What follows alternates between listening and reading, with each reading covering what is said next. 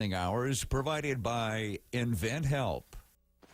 Inventors, Invent Help can help you try to patent your idea and submit it to companies. Call 1-888-909-IDEA for free information.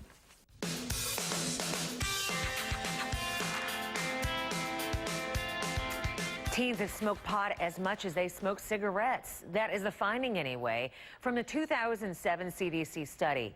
USA Today reports that 20% of teens said that they smoked cigarettes during the 30 days before that survey was taken.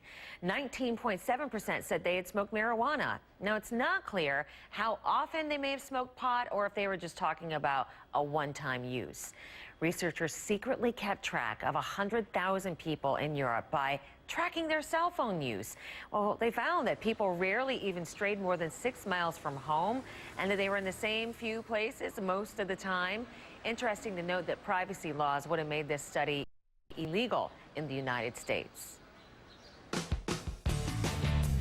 Just a few minutes ago, Continental Airlines announced that it is cutting jobs and reducing its fleet, so more people losing their jobs. Felicia Taylor, as far as the customer is concerned, that can't mean any cheaper prices, that's for sure. No, absolutely not. But obviously the point is also lost jobs. We've got more fallout in the troubled airline industry. Continental announcing it will park 67 planes. It's going to eliminate 3,000 jobs, including management. In a letter addressed to employees, the CEO said, quote, "The airline industry is in a crisis and the current business model doesn't work with the current price of fuel." Based on that, the company said it has seen reduced capacity and must eliminate those jobs. Domestic capacity will be down 16% this year, and these measures are necessary in order for the company to remain competitive in these difficult times. By the way, the CEO and the president have also declined their salaries for the rest of the year, and they've also said that they won't take any bonuses for the rest of 2008. The customer, as you said, is also feeling the brunt of the ailing skies. Airfares have doubled, tripled, or even quadrupled compared to just a year ago. Take a look at these fares. From Detroit to Providence, you paid $130 last summer. This summer, it's 365% more, or about $600. Houston to Pittsburgh, the fare has more than doubled to $460 for the cheapest fare. Consider this, for every dollar rise in the crude oil price, airlines face a rise in cost of $1.6 billion. Robin? All right, Felicia, thank you so much. The latest on the Continental cutting there. You know, have you entered to win a trip to Atlanta yet on... Want us to turn it up? Comcast Business Class. Turn your office on. Call now to get Comcast Business Class Voice for $19.95 a month per line when you sign up for any internet package. It is 30 minutes past the hour. Look at you sitting down for breakfast, at least maybe a cup of coffee. I'm Robin Meade. We're so glad to have you and glad that we are your choice for morning news. So let's get right to it. Looks like Senator Hillary Clinton's run for the White House is about to come to an end. Why she could now be a huge asset. At 9 on CN8. Sponsored in part by Nicoloc Paving Stones and Walls. Visit Nicoloc.com for a free catalog. All right, step right up to a Thursday. Hope it's going to be a good one for you. Morning, sunshine. I'm Robin Meade. Thank you so much for tuning in. All right, away we go. Here are the headlines. Senator Hillary Clinton decides to suspend her campaign for the presidency.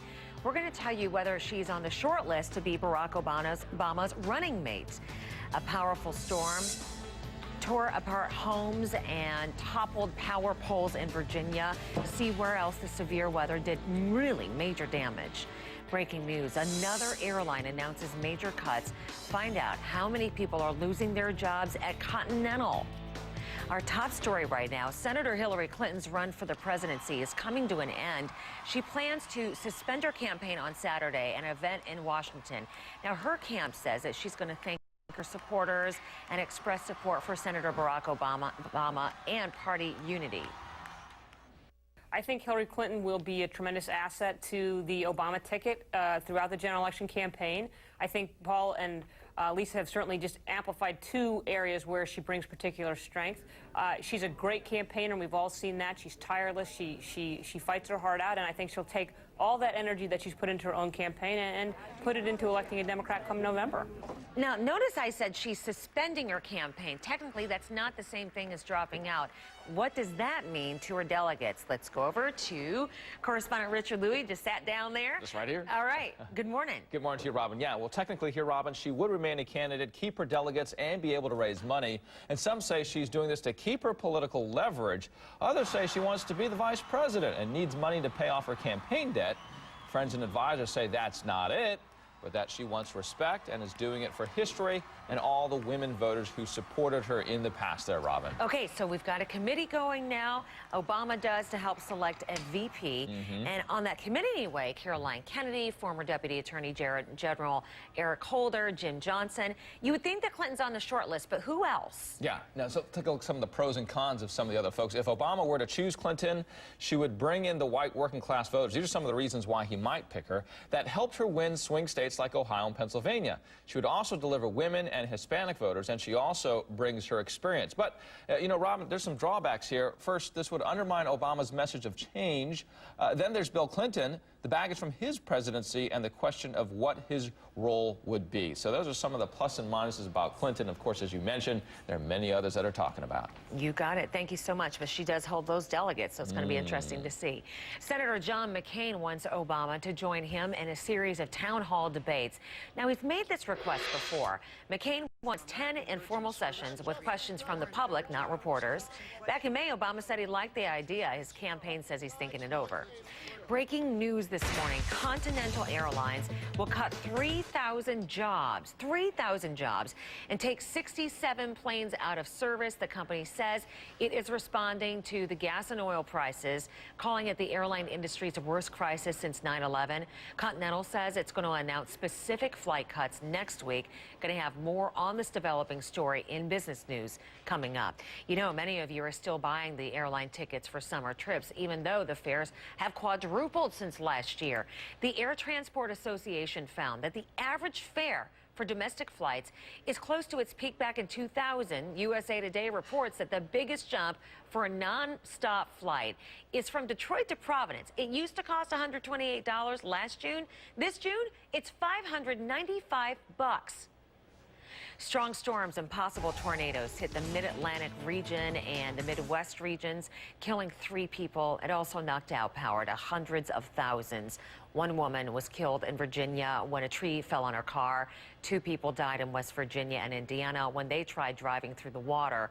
People in Indiana are still cleaning up after tornadoes injured several people and damaged homes on Tuesday. Crashing, glass breaking, house shaking. And then when we came out, it was like this, amazing. The covered bridge was gone, the school building's gone, and my house is right in the middle, and I'm still alive to tell about it. It's a good day. That's a great way to look at it. Very thankful. Strong thunderstorms caused flooding in parts of central and southern Ohio. At least 2 people were injured, and the storms are still a big problem today. The National Weather Service says that a number of funnel clouds were reported. No tornadoes confirmed there. Today, please, heads up, you know, eyes up here if you're just kind of half awake. If you live in the Plain States or if you live in the Midwest, Karen says it's going to be an exceptionally dangerous weather day. In what terms? We could see an outbreak of tornadoes. That would be the worst case scenario, Robin, but we're looking at heavy winds, high winds, frequent lightning. That can be just as dangerous and treacherous as anything else. Also, we're seeing flooding this morning. This is all because we've seen just kind of a continuation of the wet weather over the last several days. You get these very heavy downpours. Right now in Milwaukee, you are just sitting on top of a severe thunderstorm. Rockford, Illinois, you are also just about in the firing line for some pretty good thunderstorms rumbling across your area. There is a tornado watch which is in effect for portions of Iowa, also into Illinois. But look at these outrageous storms moving across Iowa. Iowa City, also Des Moines, has seen some heavy rainfall in the last last couple of hours, they're reporting in some cases as much as 8 inches of rain that they've already seen. Well, we did have an outbreak of severe weather over the last few days, but let's go ahead and take you to Crowley County, Kansas, where that's just to the southeast of Wichita. They saw severe weather in the last 24 hours. Take a look. Most of the roof of that home was blown off. They're saying some of the winds gusted to around 100 miles an hour. They're not sure if it was a tornado or straight line winds, but today the severe weather outbreak from Wichita to Minneapolis. Robin, back to you. All right, so thank you so much for the heads up on that. You know, police may be missing opportunities to help catch terror suspects. A senior FBI official is telling USA Today that police are asked to contact the FBI when they do a background check on somebody and they get a hit on the government's terrorism watch list. But he says police who do this or get those hits fail to report them as often as 10 times a day. Some women joined an internet dating service looking for a very rich boyfriend. And they ended up meeting a homeless man with an active imagination. Find out what he allegedly stole from more than a dozen women. The Morning Express, brought to you by Hilton Garden Inn Hotels. So much. We're so very proud of you. Stay safe and be careful. God bless you and all of the military troops. I pray for your safe return. I love and miss you always. Happy Father's Day to all of the troops. Ia Blacksmith. Wasn't that sweet? She sent a happy Father's Day to all of the fathers. Now, do you want us to salute you or somebody you know in the service? It's easy. Go to CNN.com/Robin and watch for us to put it on the tube. Hollywood is still recovering from a 3-month writer's strike, and now the actors could be next. The Screen Actors Guild signed contracts to allow workers to work on the more than 300 independent films if a strike happens. Now, that puts pressure on the major studios to reach a deal by June 30th. Sticking points include payment for online shows and pay hikes for royalties.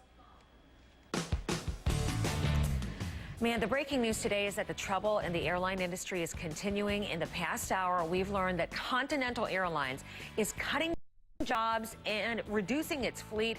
Felicia Taylor, now obviously people losing their jobs, that is just, you never like to hear that. Then you also have to wonder, how's it going to affect the traveler? I know. It's absolutely true, Robin. It's pretty bad this week. We've seen 2 major airlines cut jobs this week alone. Those fewer routes mean higher fares for passengers. And this morning, Continental says it's going to park 67 planes and cut its workforce by 3,000 jobs. That includes management, though. In a letter to employees, management says fuel expenses add up to $2.3 billion more than last year. That's about $50,000 per employee. The company is shrinking domestic capacity by 16% this year. That's a heck of a lot.